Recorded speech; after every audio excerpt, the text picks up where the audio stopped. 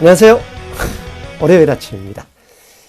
한 주 산뜻하게 출발해서 이번 주에도 여러분들 찬구가 거침없이 플러스 되도록 기원합니다.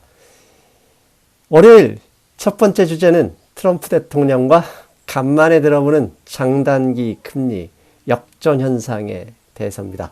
바로 화면부터 보시겠습니다. 제목부터 보시겠습니다. 트럼프 대통령은 왜 장단기 금리 역전을 원하고 있는가? 제목만 보면 약간 자극적이죠? 죄송합니다.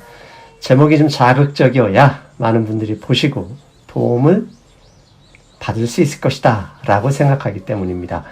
먼저 정말 오랜만에 들어보죠? 장단기 금리 역전. 언제 들어보셨습니까? 작년 8월 달에 들어보셨어요. 작년 하반기였죠. 하반기의 화두, 장단기 역전 현상이었어요. 장단기 금리가 역전, 즉 단기 금리가 높고 장기 금리가 낮은 그런 현상은 미국 경제에서 여러 번 발생했었는데 그때마다 그 이후에 경기 침체나 경제 위기가 왔었죠. 근데 작년 8월 달에 이런 현상이 나타났으니 이 신문의 제목대로 침체 확률, 미국 경제 침체 확률이 매우 높다. 그때 논란이 많았었죠. 단기 금리가 높다는 얘기는 지금 경제 상황은 좋다라고 인정하지만 반대로 장기 금리가 낮았던 이유는 앞으로는 불황이 올 수 있다라고 시장이 미리 예상해서 채권 금리에 반영된 것이죠. 그러니까 장단기 금리 역전 현상에서 가장 중요한 금리는 10년 만기 채권과 2년 만기 채권이었죠. 보시는 그림처럼 10년 만기 채권 금리와 2년 만기 채권 금리, 10년 동안 빌려주는 금리가 2년 동안 빌려주는 금리보다 오히려 더 쌌죠. 그게 역전 현상입니다. 그게 작년 8월에 있었죠. 이렇게 보시는 것처럼 작년 8월에 이 금리가 역전되면서 결국 시장은 경기 불황 가능성이 높아졌다라고 해석했고, 이를 막아내기 위해서 미국의 연준은 금리 인하를 시작했고 9월 한 달 후부터는 다시 레포 시장 개입을 통해서 채권 매입을 시작했죠. 그래서 주가 상승을 12월까지 만들어냈죠. 자, 작년인데 작년보다 올해 현재가 더 안 좋습니다. 19 사태 때문인데요. 그렇다면 19 사태로 경기 침체 걱정이 만만치 않지 않습니까? 경제 위기, 심지어 대공황 이야기까지 했는데, 그렇다면 현재 작년보다 훨씬 안 좋은 상황에서 장단기 금리 상황은 어떻게 됐는지 살펴볼 필요가 있습니다. 최근 3개월 동안 장단기 금리 상황입니다. 2020년 3월, 아마 저점이 아마 3월 초였는데요. 0.13%까지 하락했다가 격차가 줄어들수록 경기 상황이 안 좋을 것이다. 장기 경제가 안 좋을 것이다 예상하는 거죠. 그런데 3월 약 중순부터 장단기 금리 역전이 아니라 장단기 금리가 확대되고 있었죠. 지난주 금요일 현재는 장단기 금리 이 차이가 0.48%입니다. 보시는 것처럼 단기 금리는 낮아졌고 반대로 장기 금리가 상승하고 있었어요. 즉 19 사태에도 불구하고 단기는 어렵지만 장기는 좋다, 이렇게 시장이 해석하는 것이죠. 장단기 금리 역전, 그걸 yield curve invert라고 영어 단어로 하는데요. 보시는 말씀드렸던 것처럼 장단기 금리가 확대되는 현상을 이 경제 용어는 yield curve steepening이라고 합니다. 장단기 금리 격차가 벌어지는 거죠. 이 steepening, yield curve가 steepening이 발생했는데요. 이 이유는 간단합니다. 단기 금리가 낮은 것은 단기적으로 경제가 힘들다. 반대로 장기 금리가 올라가는 것은 장기적으로는 회복이 될 것이다 라고 시장이 해석하는 거죠. 즉 장단기 금리 역전과는 정반대로 해석하는 거죠. 장기는 오르고 단기는 하락하는 앞에서 얘기하는 yield curve steepening, 금리 격차가 확대되는 이유는 간단합니다. 먼저 장기금리가 오르는 이유는 첫 번째는 미국의 국채 발행량이 요즘 어마어마하게 늘어나고 있잖아요. 두 번째는 결국 국채 발행이 늘어나는 그렇게 발행한 돈으로 시장에 돈을 뿌려대면 장기적으로 미국 경제는 좋아질 수밖에 없다. 이렇게 해석한다라고 봐도 됩니다. 그렇다면 국채 발행량과 미국 경제가 얼마나 좋아질 것인지 이걸 구체적으로 살펴볼 필요가 있겠습니다. 먼저 이미 여러분 뉴스 들으셨을 겁니다. 미국의 급증하는 미국의 재정적자 비율 들어보셨죠? 4월 한 달 동안에만 미국에서 재정적자가 7천억 달러가 발생했다. 그러면 지금까지 미국 역사상 재정적자가 1년 동안 가장 크게 급증했던 게 아마 작년일 건데 1조 달러가 좀 넘어섰었어요. 그런데 지금 보시는 그림 유럽 ING에서 발간한 리포트에서 가져왔는데요. 올해 2020년 미국 정부의 재정적자 비율은 GDP의 약 20% 정도에 달할 것이다 라고 얘기를 합니다. 미국의 GDP가 약 22조 달러입니다. 그러면 20%는 4조 달러죠. 미국 신문에서는 3조 달러 얘기하고 있지만 이 ING나 유럽 부분에서 보기에는 4조 달러가 될 것 같다 이렇게 예상을 한다는 얘기입니다. 저렇게 재정이 즉 세금으로 걷는 수입보다 쓰는 돈이 더 많은 게 무려 4조 달러 최대 3조에서 4조 달러가 된다는 얘기는 그만큼 돈을 채권을 발행해서 조달한다는 의미죠. 채권 발행이 저렇게 늘어나기 때문에 미국 정부 채권은 또 지금 요즘 장기금리가 나름 좋잖아요. 그래서 되도록이면 장기채로 발행을 하고 있어요. 그렇지?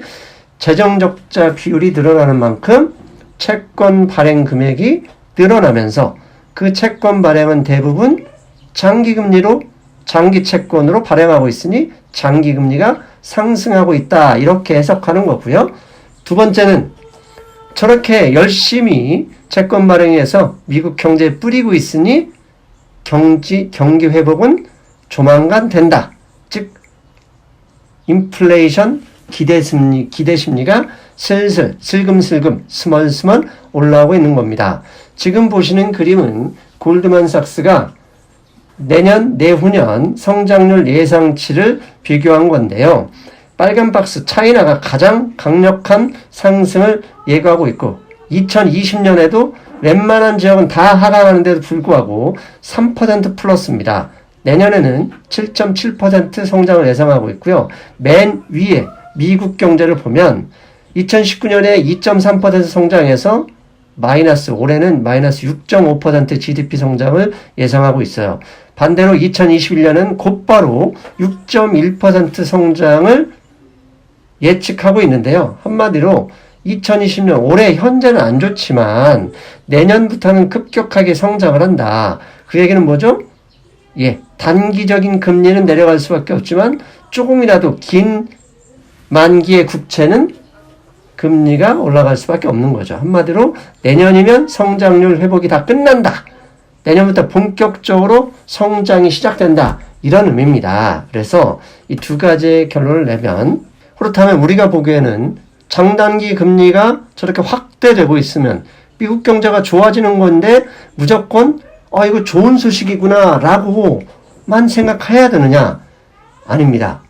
최근에 미국의 애널리스트들 그 다음에 골드만삭스, JP모건 등이 저렇게 장기금리가 너무 빨리 상승하는 건 미국 경제에 부담일 수밖에 없다는 리포트가 나오고 있습니다. 한마디로 장기금리가 오르는 건 어쩔 수 없겠지만 너무나 이른 장기금리 상승은 미국 정부, 그 다음에 미국 기업, 가계, 이 경제 주체 3인방한테 모두가 부정적이다라는 얘기를 하고 있는 겁니다. 이게 무슨 얘기냐? 생각을 해보셔야 돼요. 경제 회복이 본격화되기 언제 골드만삭스는 내년부터 본격화된다고 예상을 하고 있잖아요.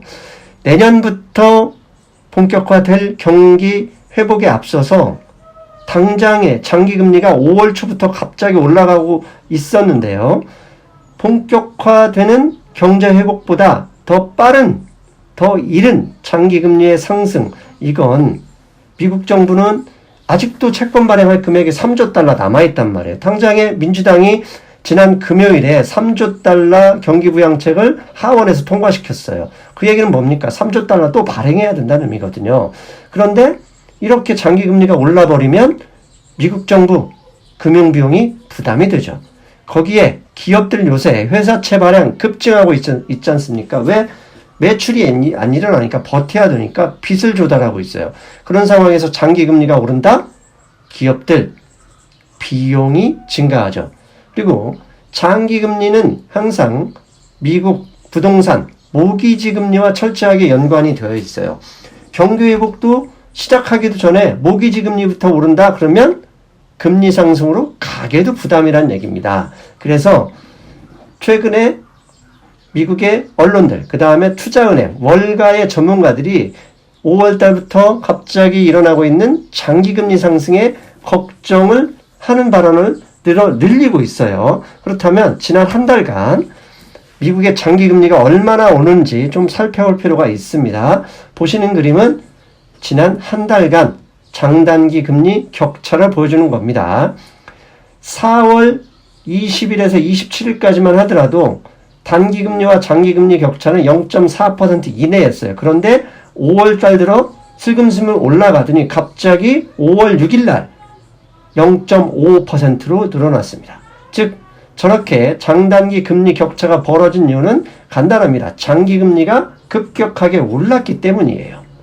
그런데 다행스러운 건 지난 5월 11일 이후부터 장기금리가 하락하면서 장단기 금리 격차가 그나마 조금 줄었습니다. 그런데 이렇게 줄은 게 여기서만 끝날 것이냐, 좀 더 그러니까 격차가 더 줄어들 수 있습니다.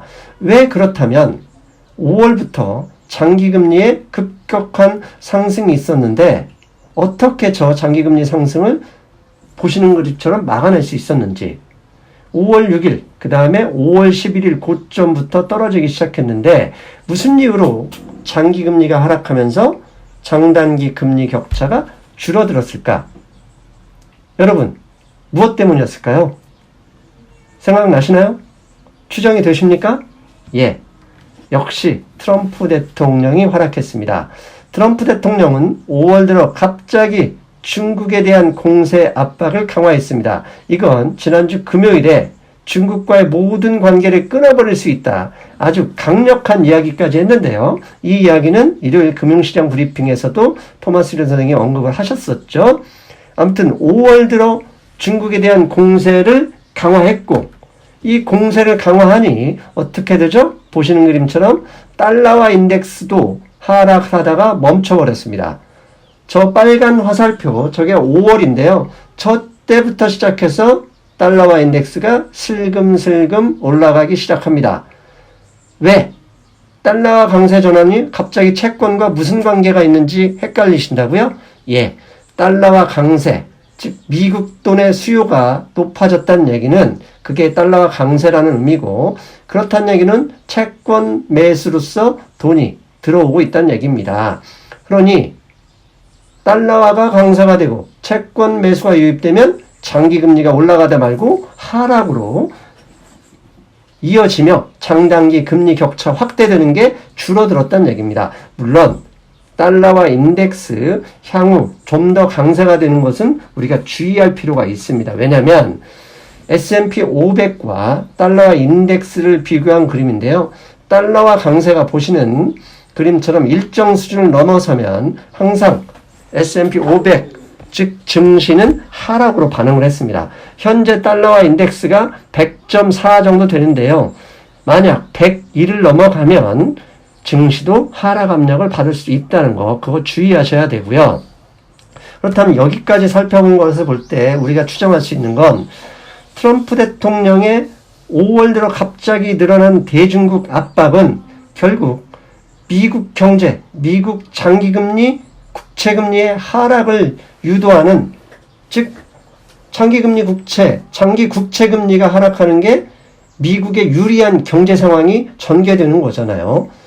트럼프 대통령이 갑자기 지지율 상승만을 가지고 정치적인 계산만 가지고 의도한 것이다?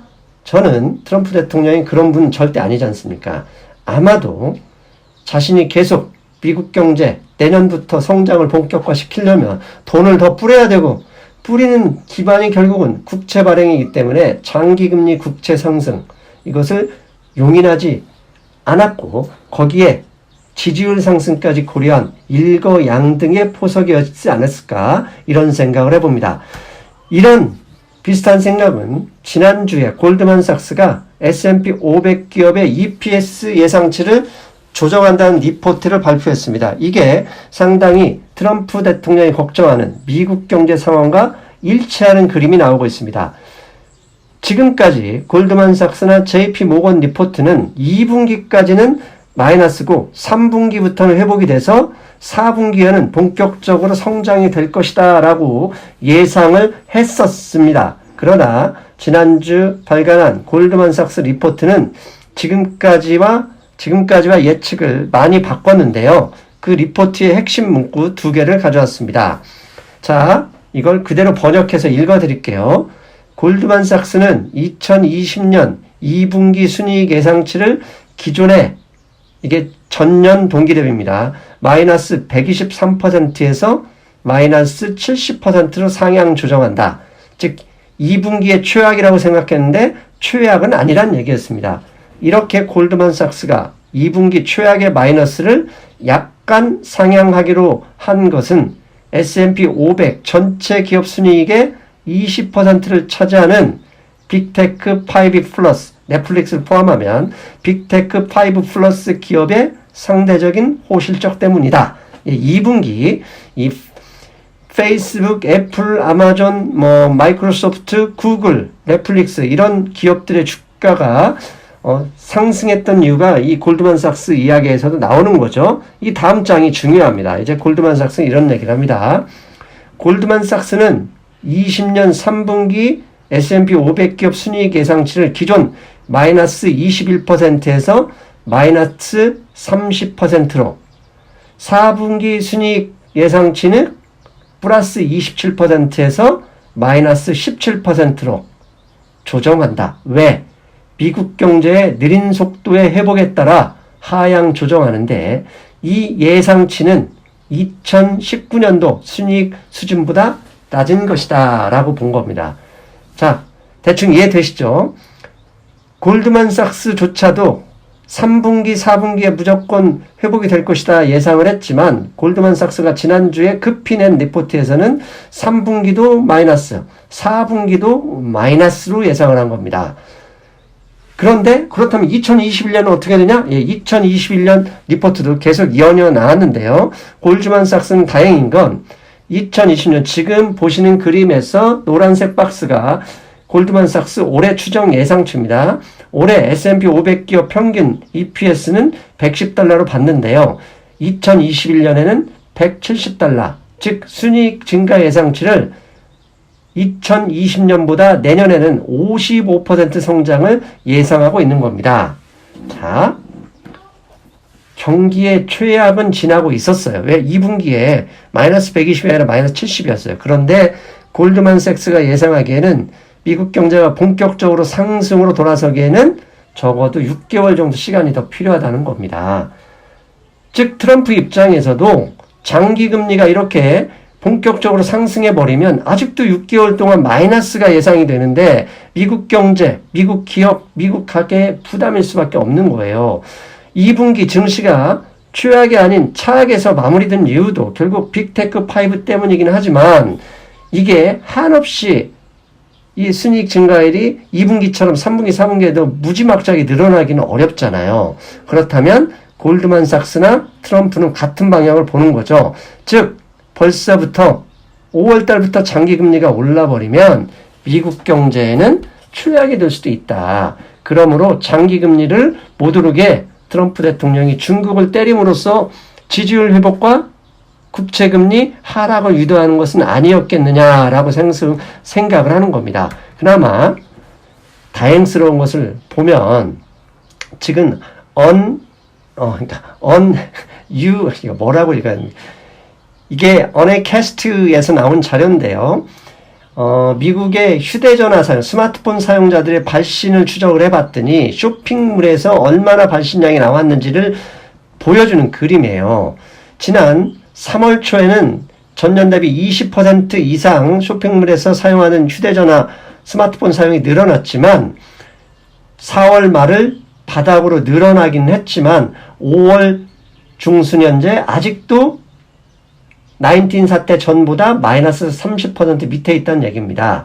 즉, 이 상황만 보더라도 최소한 쇼핑몰에 저 많은 사람들이 회복하려면 적어도 2, 3개월의 시간이 더 필요할 것이다 라고 볼 수 있고요. 그나마 다행스러운 건 미국 주에서요, 가장 먼저 경제적에 리오픈을 했던 주가 조지아주입니다. 4월 23일 조지아주에서 경제 재오픈을 했는데요. 그시는 그림은 지금 현재 조지아주의 19 확진자 추이를 보여드리는 그림인데요. 4월 23일 빨간 이 선 보이죠? 첫 때부터 재오픈이 시작했는데 확진자가 늘어나긴 했지만 아주 걱정스러운 건데 마치 팬데믹 재유행 시작처럼은 되지 않고 있다.